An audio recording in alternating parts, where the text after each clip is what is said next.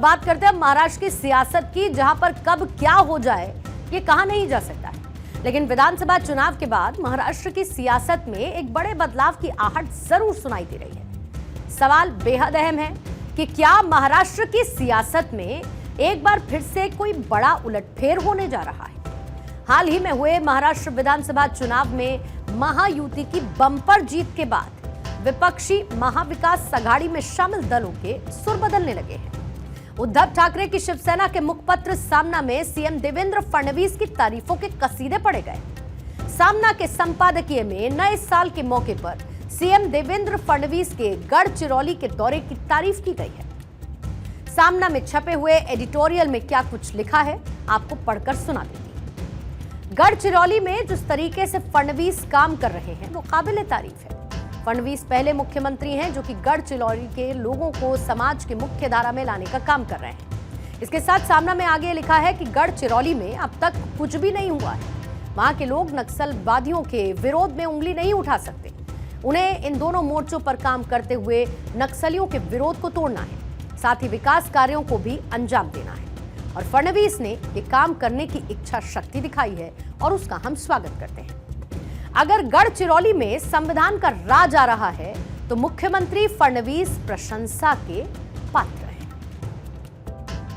सामने में बताया गया है कि देवेंद्र फडणवीस की शुरुआत नए साल में महाराष्ट्र के नक्सलवादी क्षेत्र गढ़चिरौली से हुई है। गढ़चिरौली में 10 नक्सलवादियों ने देवेंद्र फडणवीस के सामने आत्मसमर्पण किया है। उन नक्सलवादियों को मुख्य धारा में लाने का प्रयास देवेंद्र फडणवीस कर रहे हैं। ये सराहनीय कदम है। गढ़चिरौली का विकास होगा, ये महाराष्ट्र की धरती है। अब ऐसे में इस तारीफ को लेकर अब विरोधियों के सुर भी बदलने लगे हैं, खासकर शिवसेना के सुर बदल गए। शिवसेना के प्रवक्ता आनंद दुबे ने भी कहा है कि जो भी अच्छा काम करता है हम उसकी तारीफ करते हैं। बीजेपी के खिलाफ जमकर हमला बोलने वाले शिवसेना उद्धव गुट के नेता संजय राउत ने भी फडणवीस की तारीफ की और कहा है कि मैंने 10 नक्सलियों के हथियार डालने और भारतीय संविधान को स्वीकार करने की तस्वीरें देखी हैं। अगर गढ़चिरौली महाराष्ट्र का स्टील सिटी बन जाता है तो इससे बेहतर कुछ नहीं है और ये सब देवेंद्र फडणवीस की पहल के बाद हुआ। इसकी सराहना होनी चाहिए। बात है कि देवेंद्र फडणवीस को उनका जो हमने आज अभिनंदन किया है, सराहना की है। क्यों किया? एक अच्छा काम किया है सरकार ने।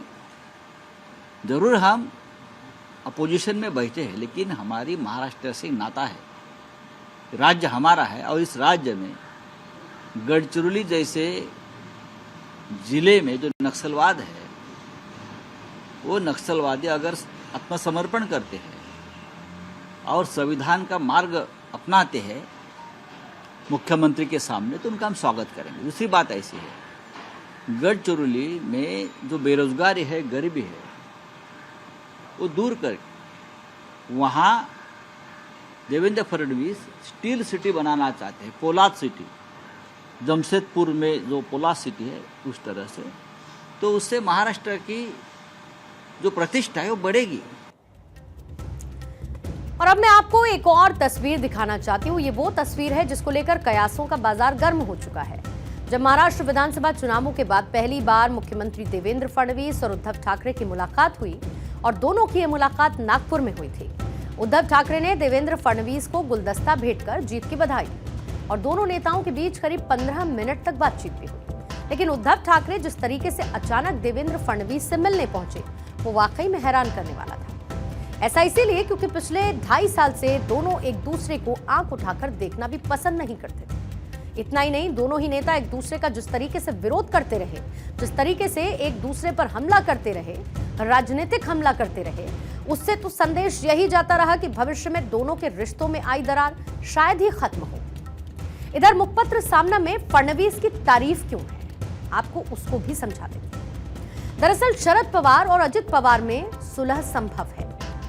दूसरी बड़ी बात यह कि उद्धव और राज ठाकरे साथ आ सकते हैं, यह भी समीकरण संभव है। ऐसी खबरें हैं कि उद्धव ठाकरे इंडिया गठबंधन से नाराज चल रहे हैं। माना यह जा रहा है कि उद्धव ठाकरे को बीजेपी से अलग होने का पछतावा भी है। पांचवी बड़ी बात यह कि बीएमसी चुनाव को लेकर कुछ नया प्लान सामने आ सकता है। ये 5 ऐसे कॉम्बिनेशन परमिटेशंस हैं जिसके जरिए ये बताया जा रहा है कि सामना में सीएम देवेंद्र फडणवीस की तारीफ के मायने आखिर क्या है।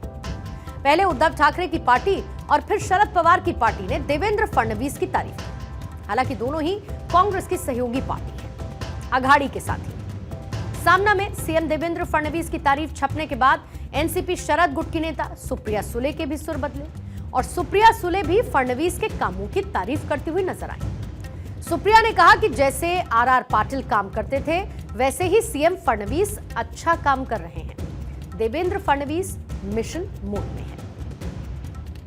बहुत अच्छा लग रहा है कि जो काम आरआर पाटिल जी ने जब खुद होम मिनिस्टर बने थे तब वो गढ़चिरौली बहुत जाते थे और वो अच्छा काम आज देवेंद्र जी ही आगे ले रहे हैं। हम सबके लिए अच्छी बात है, माओवाद हो या जो टेररिज्म हो उसके खिलाफ हम सब ही है। उस बारे में मिशन आपने कहा क्या? नहीं, ऐसा है कि एक चीज दिख रही है कि सरकार को इतना बड़ा मैंडेट मिला है और उसके बाद एक ही आदमी देख रहा है कि बहुत ताकत से काम कर रहा है, उसका नाम है देवेंद्र फडणवीस। बाकी कोई दिख ही नहीं रहा है, तो सिर्फ मिशन मोड में देवेंद्र जी ही काम कर रहे हैं सरकार में, ऐसा तो दिख रहा है सब जगह। टीवी भी कहीं देखो सिर्फ देवेंद्र जी दिखते हैं।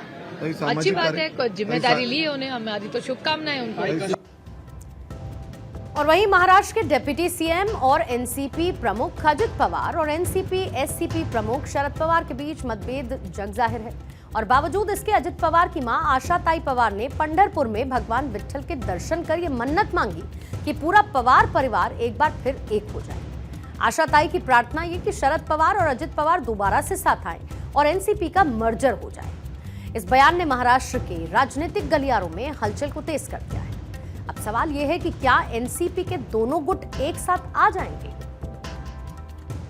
देखिए, अजित पवार जी की माताजी ने कल कुछ अपेक्षा रखी कि हमारे परिवार में सब एक होना चाहिए, तो खैर खुशी की बात है। हम लोग तो पवार साहब के साथ इतने वर्षों से काम करते आए हैं, खास करके मैं, और मैं अपने आप को भी उनके परिवार का एक सदस्य मानता हूं और उनका परिवार आज अगर एक हो सकता है और सब एक साथ मिलकर काम कर सकते हैं तो उससे ज्यादा खुशी की बात क्या होगी। उन्होंने ऊपर वाले से दुआ की।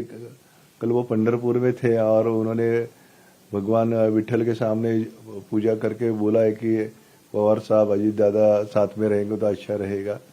और देखो, एक माँ ने जो भगवान को आवाज दिया है वो आवाज ऊपर वाला अच्छी तरह से उसके साथ में रहेगा और मुझे लगता है कि एक अच्छा वातावरण महाराष्ट्र में हो जाएगा। पवार साहब और अजीत दादा साथ में रहेंगे तो कार्यकर्ताओं के लिए भी बहुत बढ़िया मैसेज जाएगा।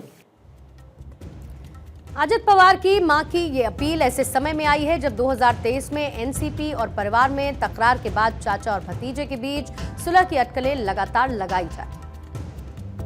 दरअसल अजित पवार और शरद पवार के बीच काफी समय से राजनीतिक मतभेद है।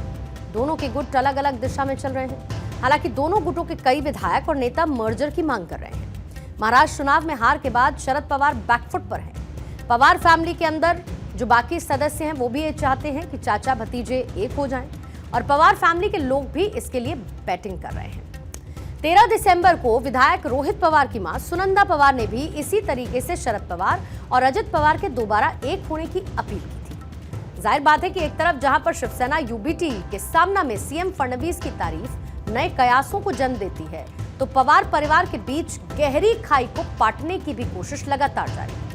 लेकिन ये कैसे और कब होगा, ये अभी कहना मुश्किल है।